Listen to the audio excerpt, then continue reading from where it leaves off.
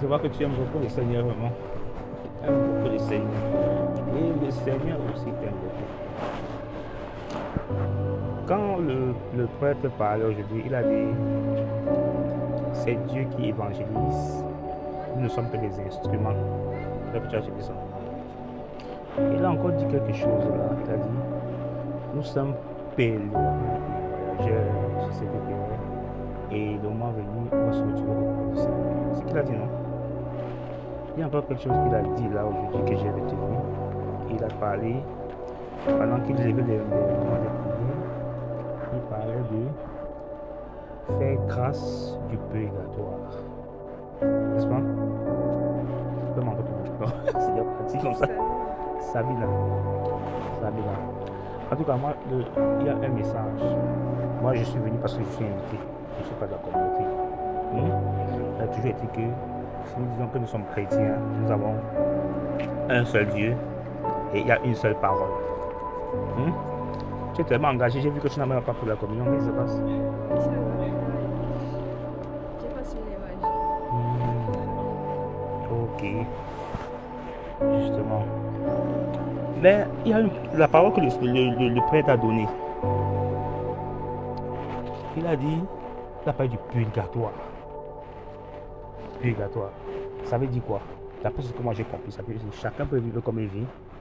Et après la mort, il passe par le purgatoire, c'est ça, non? Pour qu'on nettoie ses péchés. Tu y penses vraiment? Oui, moi je pense. Tu lis souvent la Bible? Oui, Tu lis souvent la Bible? Il faut vraiment lire la Bible de la bonne manière. C'est ce que la Bible dit par rapport à ce passage-là. Je vais te dire ce passage-là. Le livre de Hébreux, si tu peux noter. Hébreux, chapitre 9, le verset 27.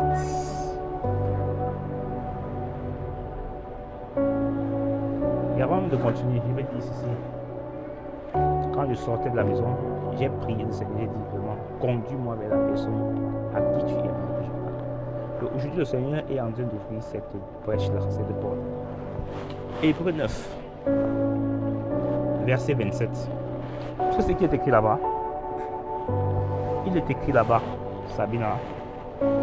Il est réservé aux hommes de mourir une fois.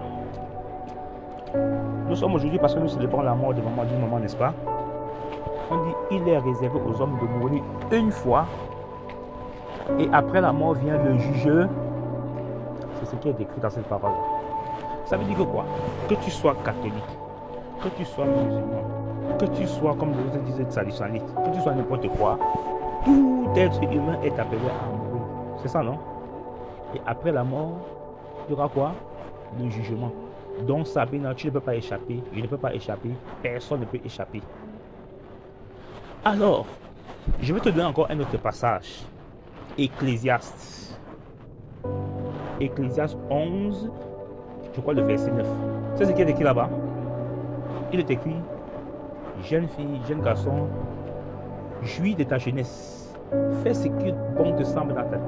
Mais sache que pour toutes choses que tu feras, tu seras appelé en jugement. Tu comprends ça? Pourquoi Dieu peut nous dire de vivre notre vie comme on veut, mais après il dit qu'il va nous appeler au jugement? Ça veut dire que pendant que nous sommes jeunes, il y a une manière de vivre qui doit plaire au Seigneur. C'est la vérité? Est-ce que c'est vrai? Donc, cet appel-là dans l'Ecclésiaste, quelqu'un peut croire qu'on nous demande de vivre notre vie comme on veut. Mais le Seigneur est en train de dire que nous devons faire attention à la manière dont nous vivons. Aujourd'hui, tu es jeune. Très jeune. Beaucoup de gens vont venir vers toi. Peut-être pour ta beauté physique. Pas parce que peut-être, tu comprends, non? Beaucoup de gens viendront et pour chercher peut-être à jouer avec toi. Mais toi, le Seigneur dit que quoi? Fais attention de la manière dont tu mènes ta vie. Fais attention. C'est le message. Et je vais te dire, tu as dit que tu es arrivé en retard. Enfin, avant qu'on arrive sur ce point-là. Donc, quand il dit que il est réservé aux hommes de mourir une fois après quoi vient le jugement, ça veut dire que quoi? C'est de ton vivant que tu dois arranger ta vie avec Dieu. Est-ce que nous sommes d'accord? Ce n'est pas que je vis ma vie comme je veux et après il n'y a pas de tribulation. Ça, ce n'est pas la vérité. Et ça n'existe. Il n'y a aucun passage parlé dans la Bible. Et tu sais que la Bible est le livre de la parole de Dieu.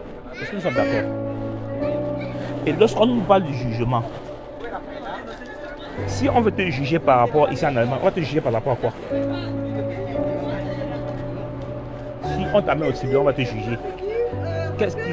On va se baser sur quoi pour te juger? Sur la loi allemande, non? De la même manière que comme Dieu dit qu'il va nous juger, il va nous juger par rapport à sa loi. Et sa loi, c'est quoi? C'est sa parole. C'est la parole de Dieu qui va nous juger. Le jour du jugement, quand on va ouvrir la parole, il n'y a pas le purgatoire dedans. Tu es d'accord avec moi? Il n'y a pas de purgatoire dedans. Ça veut dire quoi, Sabine? Tu dois arranger ta vie maintenant pendant que tu sais que tu es. Et de la même manière que le prêtre a dit que nous sommes pèlerins, nous ne connaissons pas à quel moment nous allons quitter la terre ici. Est-ce que tu connais le jour où tu vas mourir? Qui connaît le jour où tu vas mourir? C'est donc pour ça que chaque jour que Dieu a créé, on doit arranger sa vie. Parce qu'on ne connaît pas. Et le jour où tu meurs, il n'y aura pas de purgatoire. Ça, oublie ça. Est-ce que tu comprends? Il n'y aura pas de purgatoire. Ça, ce n'est que la vérité. C'est la parole. C'est pour ça que quoi? C'est beau d'entrer, on peut changer, on peut faire, mais je n'ai rien contre les catholiques. Moi, j'étais catholique. Quand même que la preuve que c'est je suis venu, sinon normalement même les choses auxquelles je ne participe pas. Mais comme il faut compatir, la parole dit que quoi? Pleurez avec ceux qui pleurent, réjouissez-vous avec ceux qui se réjouissent. Alors on nous a invités, c'est dans des moments, soit c'est dans le cadre des pleurs ou de la réjouissance, mais je suis là. C'est pour ça que j'ai dit, je viens. Tu comprends ça? Ça te dit que j'ai viens. Donc c'est pour ça que je suis là. Donc c'est pour te dire que quoi? Tu parlais aujourd'hui que tu arrives en retard par rapport à la prise de la communion. La communion, c'est quoi? Ne ris pas. Tu es chrétien, tu es communié. Comme vous, on a dit que le Seigneur a un message pour toi. Et j'ai prié ce matin quand j'ai quitté la maison. Père, conduis-moi avec qui tu es besoin que je parle. Comme les amis, tu es venu t'asseoir pour te demander que c'est bien, merci. Pendant que tu étais assis, je disais souvent merci Seigneur. Merci Seigneur. Quand je dis c'est la vérité. Tu comprends ça? Le Seigneur t'appelle. Il t'appelle. Je n'aime pas trop les critiques. Tu comprends, non?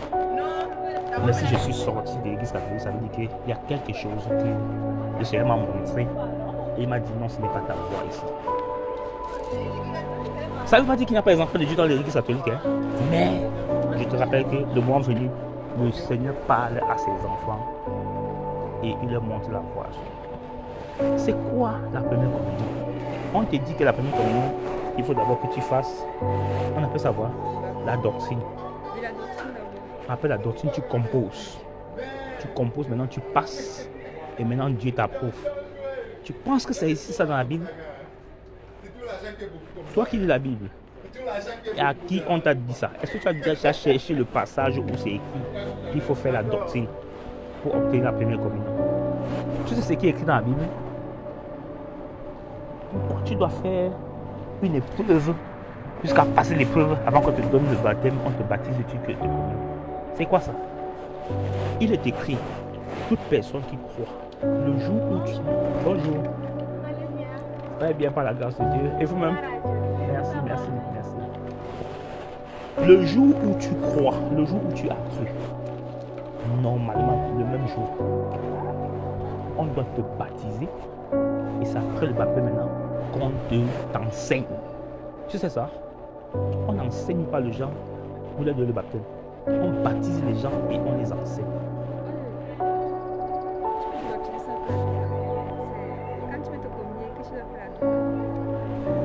Même la communion là, tu n'as pas besoin de faire l'école pour prendre la communion. Le Seigneur a dit, Vous ferez cela en mémoire de moi. Vous ferez cela en mémoire de moi. C'est-à-dire que pour se souvenir du sacrifice que le Seigneur a fait. C'est quoi d'abord la communion? Si tu demandes c'est quoi quand tu dis que tu prends la communion? Oui, on dit qu'on communie au sang de Christ.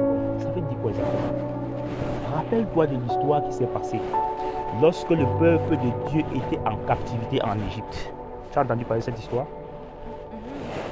Le peuple hébreu, c'était le seul peuple de Dieu à l'époque. Il était en captivité en Égypte. Le Seigneur, à travers Moïse, a demandé à Pharaon, qui était le roi à l'époque, de laisser son peuple partir. Il n'a pas voulu pendant longtemps.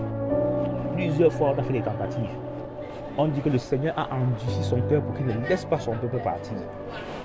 Et à la fin, le Seigneur a dit que comme il ne laisse pas, il a dit, il va détruire tous les premiers fils des pharaons, des Égyptiens.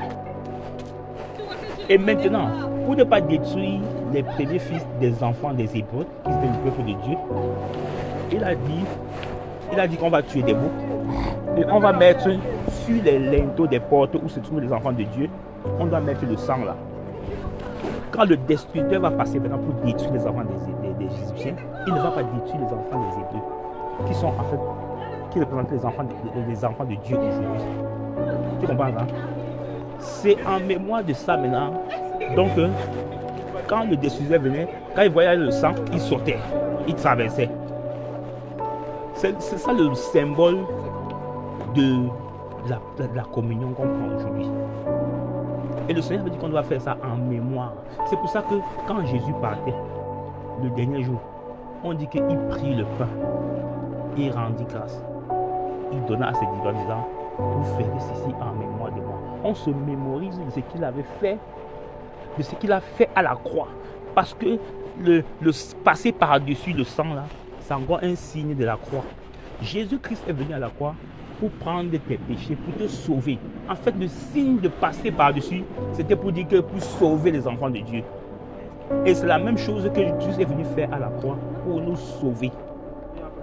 Donc quand tu crois en Dieu, la croix parle pour toi et le sang de Jésus parle pour toi. Est-ce que tu comprends? Nous n'avons pas besoin de faire un examen pour passer parce qu'on est sauvé par grâce, tu sais. On ne fait pas un concours pour être sauvé. On est sauvé par grâce au moyen de la foi. C'est écrit dans la parole de Dieu. C'est ça quoi? Tu vas assister.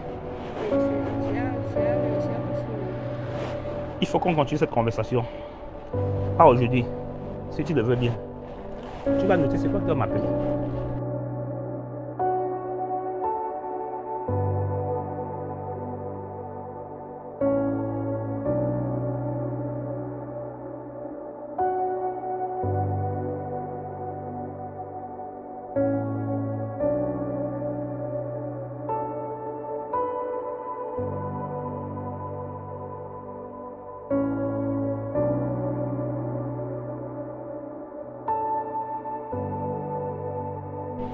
Tu as compris? Que le Seigneur te bénisse. Amen. Sois vraiment fortifié. Beaucoup de courage.